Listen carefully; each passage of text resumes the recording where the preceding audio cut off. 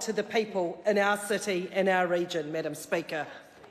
I call the Honourable Maggie Barry.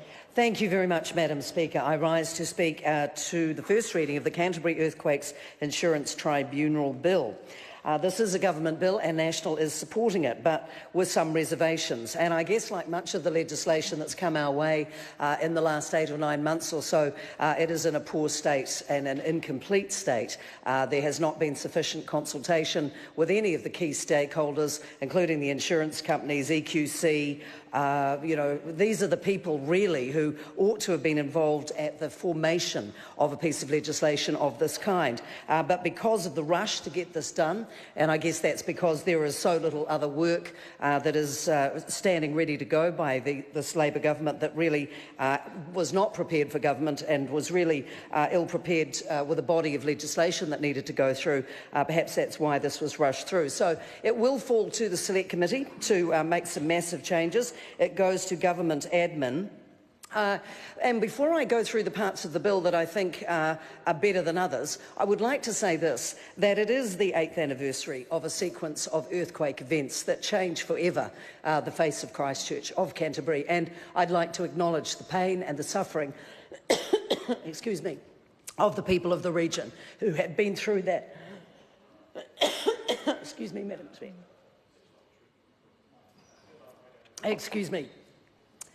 I think that when we look, I might need a moment, I've just choked, excuse me. Thank you very much. I think that one of the things that happens when you need to ensure, and no pun intended, that there are 3,600 claims that need to be settled, is that there is something more that is required. But whether it is this tribunal or not remains to be seen.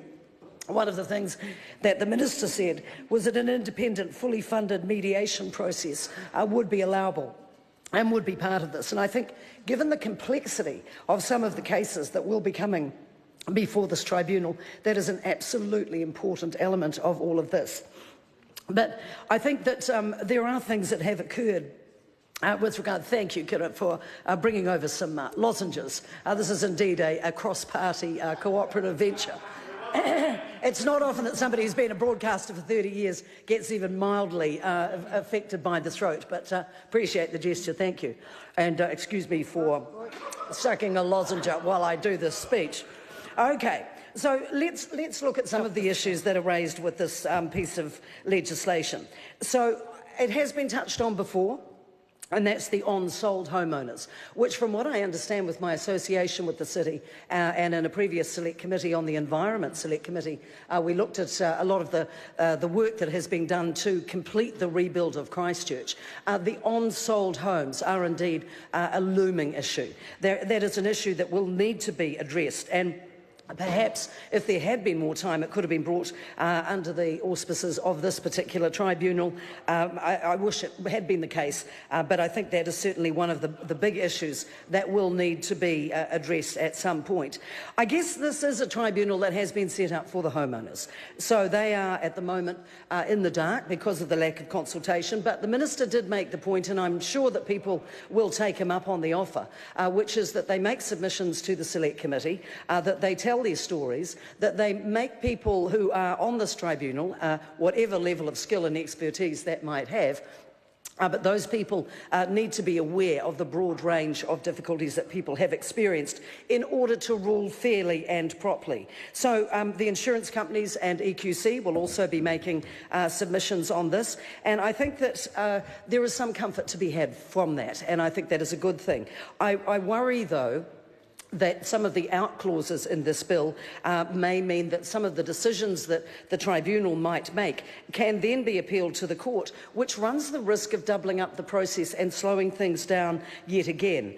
When we see the impact summary that was prepared by the Ministry of Justice to inform this bill and the policies around it, they refer to the short lack of time, the short period of time to scope and develop the bill, and that's why they were unable to consult with those key partners, and therefore there is a lack of data about the nature and extent of the problems and the number of stakeholders affected, so that they are advising that there is a lot more that is needed, and I agree with them.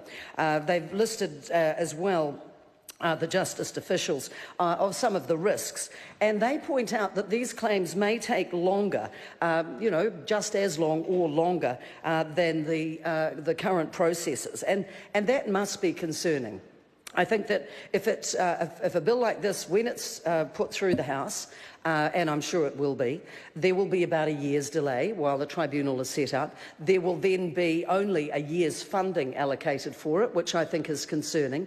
A tribunal of this kind needs to be set up with a longer-term view than just being around for 1 year. And only being funded for a year, I think, does send a message to people that this is a quick sweep-up, really. That's its intention as a tribunal. And I think it needs more than this, and I think the people of Canterbury deserve better than this. But the idea that the key objective of the initiative, in terms of the general risks, is not realised, might mean that public confidence in the whole process is affected. And I think that the system needed to resolve the final Canterbury earthquake disputes needs to be robust. It needs to do the job. And my concern is that it will not. We will hope it can be corrected and added to within the Select Committee process. But again, we worry about the resourcing level and the volume of cases that might come before the tribunal. The advisors have pointed out as well that this might be, as a process, misused by some litigants. That they could, in fact, try to hold up and re-litigate some of the cases that have gone through. So there are a whole lot of things that will need to be very carefully considered and resolved. And I think that, this is a tribunal that will take a little while. Others, my colleague Stuart Smith has pointed out that we need to have people on that committee and on that tribunal that have got the kind of skills. And Dr. Megan Woods did refer to the need to have somebody at a High Court judge retired level to chair it, and hopefully a legal qualification to guide people through the quagmire and make the correct decisions as a tribunal. But I think that they only do have the power to consider the simple cases that have not already come before the courts. And out of those 3,600, my understanding is that they are the more complicated cases. They're the ones that are going to be tricky to do. So I'm not sure if this tribunal will be well equipped. I think that, when we look at the concerns over equal access, only policyholders and insured people will be allowed to apply to this tribunal. And again, it's narrowing it down, which might mean that the tribunal will have less work to do, but it also might mean that the very people that it seeks to help will not be eligible, and the complexity of their cases will not be able to be heard. Who can bring claims? Not the insurance companies, which surprises me somewhat. I would have thought that equal access and natural justice would mean that insurance companies could also be involved in bringing cases to the tribunal, because that has been a problem and something that has held up the process of being able to resolve some of these claims. The unequal access thing, I think, will need to be kept in mind. But I think when we look at some of the other issues that have emerged through Christchurch with getting advocates who act on behalf of people. I think we always need to, in these kinds of cases, have appropriately trained and skilled people. And having advocates there could be something of a murky area within a tribunal, particularly if it is not set up with the right level of legal rigour around it. So I think that while I wouldn't want to cast any aspersions on individuals who have advocated in the past, I think there's a real need to be vigilant around those who might demand a contingency fees or, get involved for the wrong reasons. And again, when I look at the makeup of what is considered around the recommendations and within this bill, I am a little concerned that it will be a little underskilled and therefore potentially somewhat underwhelming. I certainly hope not. I think that the people of Canterbury deserve something that will give them what they need and will resolve the most complicated of cases. I remain a little sceptical that this is the tribunal that will deliver it, but I certainly hope that within the Select Committee process that this bill, which has been put together in a rush, will take more than a year to get established as a tribunal and then only be funded for a short period of time, will be allowed to have much more than that. It doesn't sound very promising. I commend the bill to the House, but with some reservations. Thank you, Madam Chair. Thank you. Madam Speaker. I call Mark Patterson. Madam Speaker, I rise to offer New Zealand First support to the